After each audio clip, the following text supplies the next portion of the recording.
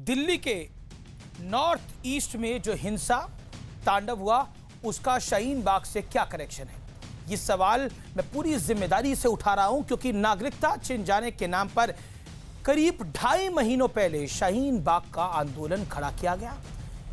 यहां से लोगों को भड़काया गया, कई नेताओं ने जहरीला भाषण दिया, फिर कहा गया कि ऐसे कई शाहीन बाग पूरे देश में बना दिए जाएंगे और बनाए भी गए, जिसके बाद अलग अलग इलाकों में सड़कों को जाम कर दिया गया, पूरा सिस्टम ठप करने की कोशिश की गई।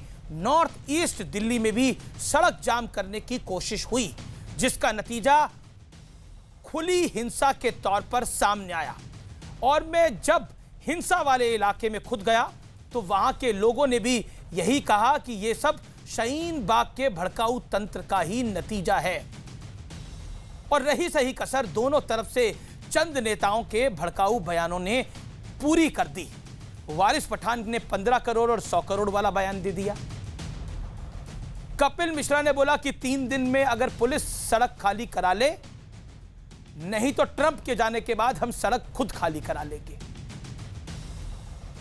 और ताहिर हुसैन ने क्या कुछ करा वो तो आप सबने देखा ही है।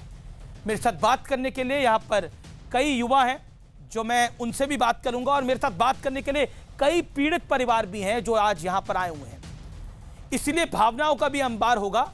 और मेरे साथ कई मेहमान भी हैं जो आज अपनी बात को रखेंगे। मेरा निवेदन है कि सभ्यता के दायरे में सब अपनी बात को रखें। मेरे साथ मौलाना रशीदी साहब हैं, आपका स्वागत है सर। मेरे साथ इफ्रा जान हैं, उनका स्वागत है। मेरे साथ इस चर्चा में धनेंद्र भारद्वाज हैं, प्रवक्ता आम आदमी पार्टी के, उनका स्वागत है, अभिनंदन है। गौरव भाटिया हैं मेरे साथ, बीजेपी के कद्दावर नेता हैं, प्रवक्ता हैं और सुप्रीम कोर्ट के वरिष्ठ वकील भी हैं।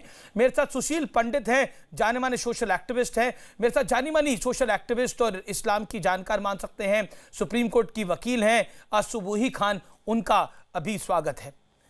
आप भी सोच रहे होंगे कि हर बार आप स्टूडियोज में आते हैं, ताली बजाते हैं, लेकिन आज ताली बजाने वाला कुछ है नहीं, इसलिए मैं इस शो की शुरुआत किसी पैनल के साथ नहीं करता, मैं उन विक्टिम्स के साथ करता हूं जिन्होंने तकलीफ सही है।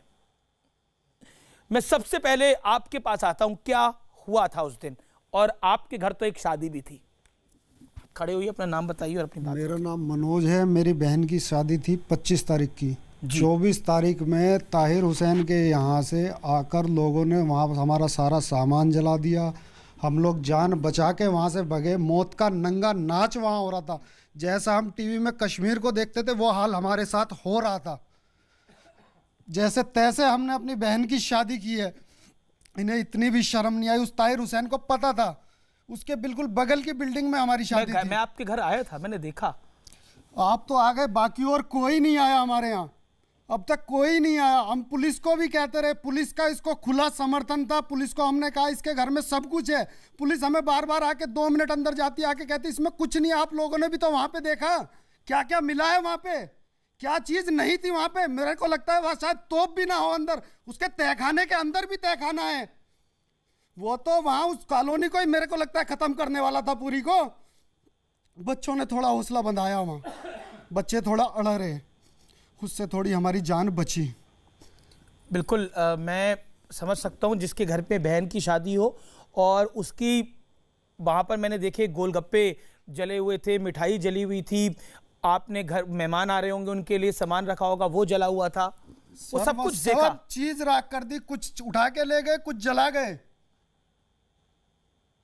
वहां से हमारा आधे से ज्यादा सामान गायब है। हमें कुछ सामान नहीं, कुछ तो जला हुआ हमें वहां दिख रहा है, कुछ हमें सामान ही नहीं दिख रहा। मैं तो अंदर गया था, मुझे तो सब काला काला ही दिख रहा था, कुछ नहीं दिख रहा था। इतनी सांस लेने में गैस सिलेंडर थे वहां पे नहीं है, कमर्शियल 20 गैस सिलेंडर थे वहां पे, एक भी नहीं है अब। और बहुत सारी सामान, अंदर वाली सारी गाड़ियां जल गई, बाहर वाली गाड़ियां क्यों नहीं जली? जो इस तरफ गाड़ियां खड़ी हुई थी, जो पीछे पार्किंग में जो खड़ी हुई थी, उधर इधर वाले लोगों ने समरसेबल चला के उसको थोड़ा बुझाया है।